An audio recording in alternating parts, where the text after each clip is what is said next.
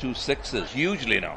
Australia need 177 runs to win. Now we'll run through at the rate of 8.85 and over. We'll just under 9. We'll get your thoughts, but we'll just run through the batting card.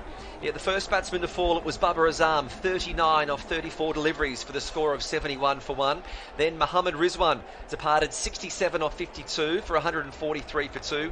Before the sort of mini collapse where we thought the Aussies came in, it was Asif Ali. He went first ball to a good catch for Steve Smith.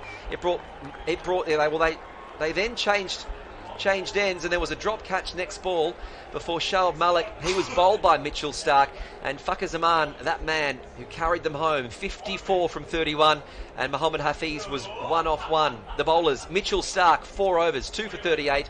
Josh Hazlewood, 4 overs, none for 49. He was expensive.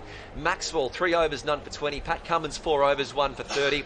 Adam Zampa, 4 overs, 1 for 22. Mitchell Marsh, 1 over, none for 11. And we're going to cross down to the ground because the batting coach we've spoken about from Pakistan, Matthew Hayden, is about to give an interview. So when that's ready, we will cross down to him where Ian Bishop is ready. But Pakistan, I mean, this has been a sensational performance thus far, hasn't it? Absolutely. And the top 3 batsmen coming to the party on a day which matters the most for the team, the semi-finals of the T20 World Cup. I mean, it can't get bigger than that. And what a wonderful crowd we've seen here. Absolutely joyous. They've had such a wonderful time so far, and I'm sure they're hoping that their team... We're going to cross to Matthew Hayden. Any split allegiances here coming up against your home country? What a question. I mean, obviously, there's a conflict of interest because my heart is always Australia, naturally. But you know what? This is a fantastic opportunity for Pakistan, and I've absolutely loved being a part of this batting lineup. They've performed absolutely brilliantly through this World Cup, and tonight was no exception. Give me a little thought on Rizwan and Fakhar Zaman. Well, Rizwan, you probably didn't know, was actually in hospital just a night ago, you know, suffering with some sort of lung condition. So, you know what, this is a warrior. This is a great way to start this campaign. He's been brilliant through it, and he's got great courage, as has Babar. So, fantastic tonight from him. Thank you very much for your talk. No worries. We've heard there from Matthew Hayden, the star Australian opener, who is now the batting coach for Pakistan, and there's been a hint of Aussie aggression in the Pakistan opening in this tournament. Yeah, absolutely. And, well, I can tell you one thing. After what Matthew Hayden said about Mohammad Rizwan, respect for his game has even gone up a notch for me. I mean, coming from a doctor with some kind of a lung issue, and then to come out and play the way he played, and then the other man, Fakhar Zaman, Hayden had predicted before the game that watch out for Fakhar Zaman. He's not been amongst the runs, but this man, this boy will come good. And look what a well-made 50, and has put, I think, given Pakistan a very, very good total. But is it enough? We don't know. Kitch, what is your feeling? Do you think Australia have it with them? They have great batsmen, there's no doubt, to chase this down. They do. It really depends on what happens between David Warner and Aaron Finch, and that's what we've got to look forward to. The second innings of semi-final 2 here for the ICC Men's T20 World Cup. You're listening to a Channel 2 Group Global production. We'll take a break and come back with Australia needing 177 for victory.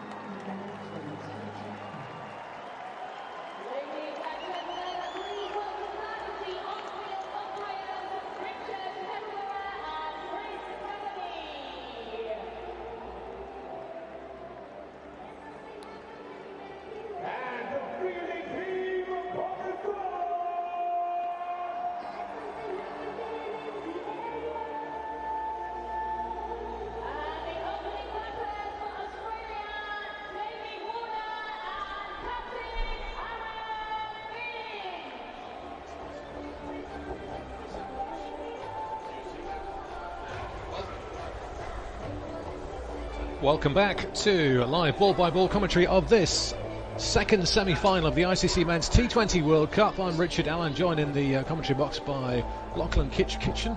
And so we now know that Australia need 177 runs from 20 overs. Kitch, that's a big ask as Shaheen Afridi warms up to face the Australian openers. It is a big ask, and consider you've got this superstar left armer, this 21-year-old from Pakistan, who's going to be taking on Warner and Finch. It really comes down to these Aussie overs. Ask me again in 5 overs, and I'll give you a better answer as to whether Australia's going to win this match. Yeah, well, a very eventful 20 overs with Pakistan batting. We had a few drop catches. The umpire nearly got his head taken off. It was all going on out there, and the crowd absolutely loving this. I think it's fair to say that the majority of the crowd are Pakistan supporters here, and they're having a good time as the place is full.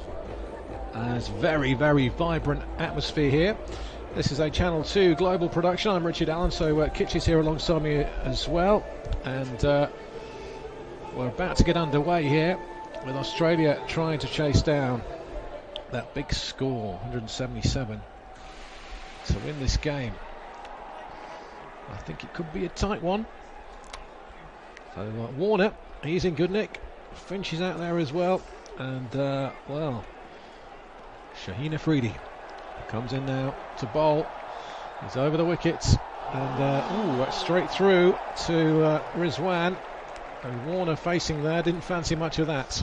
You can hear the noise this Pakistan crowd are making. It's an intelligent cricket crowd, and you see Afridi, good pace, 140 kilometres an hour, just slightly moved away. Warner, he was hesitant, he was in two minds, and the crowd enjoyed that one. Dot ball to kick off proceedings here for Australia's innings. Yeah, and the power play. How are Australia going to play this? David Warner averaging 46 in this tournament. That's on a length just outside Midland leg, and he plays that one down to the man on the leg side at mid-wicket. There's going to be 1 run here, so 1 on the board. Shaheen Afridi, as no great surprise there, he's bowling in the first over for Pakistan. Aaron Finch has been in inconsistent form over the past year or so. Played a lot of T20 cricket. There was much talk leading into this tournament. Could this be a generational end of these two great openers for Australia in the white ball game, Finch and Warner? But they proved the doubters wrong. As Finch is going to take strike. So far there is a deep square leg and a third man in place. Freedy in again. Oh, as a half. LBW's got him. He's gone, LBW. Finch is gone in the first over, and Shaheen Afridi has struck for Pakistan. Australia are 1 for 1, and a huge breakthrough here for Pakistan. As you can hear the crowd going wild, Kitch. Well, he's a left-arm bowler, Afridi. He was angling it across the right-handed Finch, and Aaron Finch didn't even review. He knew as soon as that ball hit him on the pad, he hit him about halfway up, and that was cannoning in the middle stump. First ball, he just had to put the bat under the arm and take that long, slow walk back to the pavilion. A wicket down. Australia now 1 for 1. When you know, you know. No review. Yeah, Aaron Finch.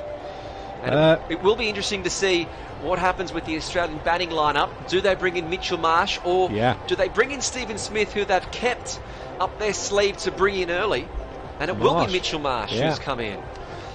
So the floating order that Australia have, and well, the crowd are going wild here. Pakistan, well, posting that big score, 176, and now a wicket in the first over for Shaheen Afridi, and he's the guy who gets the ball to move a bit. That was as plumb as you like, LBW there, Aaron Finch. He's 21 years of age, Afridi. He's already been in the international team for about 3 years. We saw him here on this ground tear India apart in front of a huge Indian crowd, and he's already got off to the same start. But Mitchell Marsh was the star of Australia in the tournaments pre this World Cup. Without Warner and Smith, he took the number 3 role. He made it his own, and here he is. He's got to play a big innings if Australia are going to make it through to the final on Sunday against New Zealand. Afridi in again. Oh, it's full. It's that LBW again. Oh, big appeal from Afridi.